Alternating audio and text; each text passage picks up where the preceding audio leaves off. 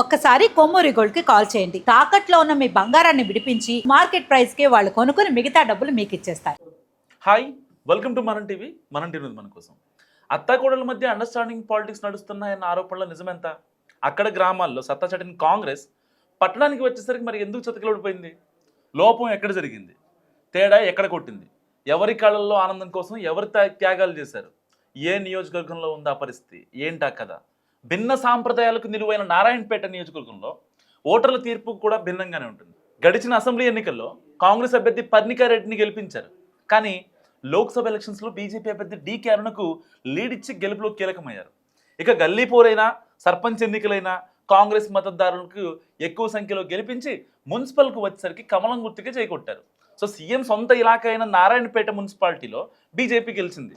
నిజాం కాలంలోనే ఏర్పడిన నారాయణపేట బల్దియాలో జనసంఘ్ టైం నుంచే బీజేపీ మంచి స్ట్రాంగ్గా ఉంది. అయినా సరే ఈ మున్సిపల్ ఎన్నికల్లో కమలదళం వ్యూహాత్మకంగా వ్యవహరించింది. అభ్యర్థుల ఎంపిక మొదలు ఎక్స్ అఫీషియో ఓటుతో చైర్మన్ ఎన్నిక అయ్యే వరకు ఎంపీ డీకే అరుణ స్పెషల్ ఫోకస్ పెట్టారు. అక్కడ సింపుల్గా ఉగ్గాని బజ్జీతో ఎన్నికలు జరిగిపోయే నారాయణపేటలో ఈసారి వామ్మో ఇంత కాస్ట్లీ ఎన్నికల్ని మేమెప్పుడు చూడలేదన్నట్టుగా ఖర్చు పెట్టినట్టు సమాచారం. ఇదిలా ఉంటే అభ్యర్థుల ఎంపికలో పొరపాట్లు మొదటి నుంచి పార్టీలో ఉన్న వారిని కాదని ఎన్నికల ముందు చేరిన వారికి మాజీ వైస్ చైర్మన్ నారాయణ భార్యను చైర్మన్ అభ్యర్థిగా ప్రకటించడం లాంటివి కాంగ్రెస్కు మైనస్ అయ్యాయి. అలాగే ఇంటింటి ప్రచారం కాకుండా కార్నర్ మీటింగ్స్కే పరిమితం అవ్వడం అండ్ ఎమ్మెల్యే పర్ణికారెడ్డి ప్రచారానికి దూరంగా ఉండడం లాంటివి మున్సిపాలిటీ అధికారం పార్టీ చేజాడడానికి కారణమైందన్నది చాలామంది పరిశీలకుల మాట. మరోవైపు Congress MLA Parnika Reddy BJP MP DK అరుణకు స్వయానం మేనకోడలు. అందుకు అసెంబ్లీ ఎన్నికల వేళ పర్ణికారెడ్డి గెలుపునకు డీకే అరుణ ఇంటర్నల్గా సహకరించారన్న గుసగుసలు ఇప్పటికే ఉన్నాయి.